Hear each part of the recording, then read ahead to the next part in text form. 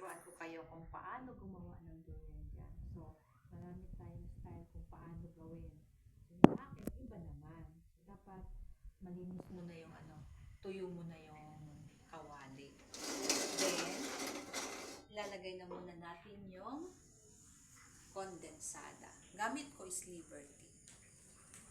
Sapat na natin siya. Okay. Para mas masarap. Okay, think more. O, 3 lata yung ginamit ko. Ang dami. Kasi marami akong bibigyan.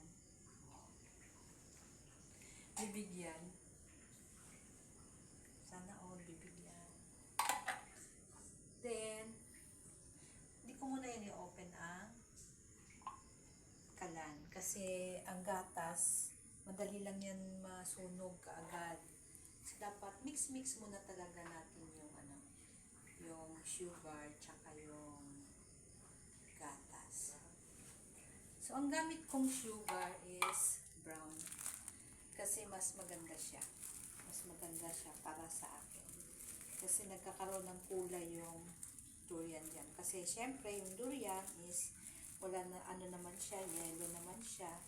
Tapos mas masarap kasi yung durian dyan pag medyo parang kulay parang brown siya. Yun yung masarap. Nagiging brown yun siya dahil sa sa gatas. So dahil marami tayong ginamit na gatas, so mga lagay muna natin 1. Then later on, pag kulang siya, dadagdagan lang natin. Then, mix muna natin siya. Mix. Kahit wala pang apoy, mix lang muna talaga. Kasi kung may apoy na lang, didikit na kaagad siya. So, mas mahirap na siyang gawin. So, mix lang muna hanggang na talaga siya. Ganyan. Hindi na natin makita yung buo-buo na sugar. Okay? Then, feeling mo na medyo tumaw na yung sugar, saka naman ilalagay yung durian. Itong durian, nash-mash ko na to siya. Medyo marami siya. Tapos, lalagay na natin siya. Tapos ko na itong smash. Inalisan ko na siya ng buto.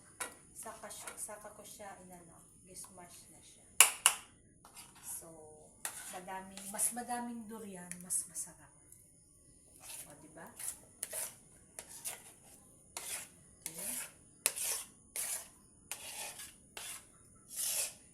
Nakikita nyo. Mas masarap talaga pag maraming durian.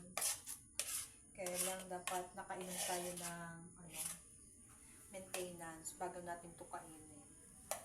Kasi pag meron na tayong mga comorbidities, lalo na at high blood, so mas mahirap na siya. So gagawin natin is mix ulit natin yung durian. Or later na natin siya bubuksan. Kasi madali lang talaga ito siyang dikit dahil marami tayong gatas. Okay? Ganyan lang. Tapos pag medyo alam na natin na thoroughly mix na siya, then pwede na natin buksan ang kalan. Then dapat huwag hayaan na hindi siya ginamix. Kasi pag hayaan natin, didikit tayo. Ang ginagawa ko, ikipuan muna at hindi ko kaya.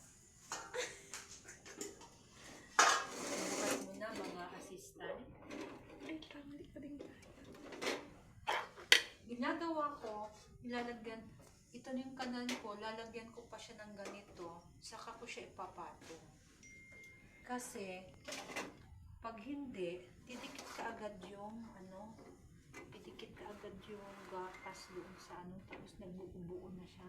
Pangit siyang tingnan kasi nagiging masakit. Tapos Tapos open ko din kalan ko sa pinakamahinang apoy lang. As in, mahina lang talaga siya. Kasi kung malakas siya, napakadali niya lang talaga masunog. Dikit ka.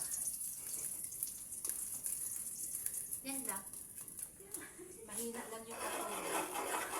Then, palagi natin siyang mix. Huwag talagang hilain yung mix kasi napakahirap. Nagiging pangit yung output ng adobo.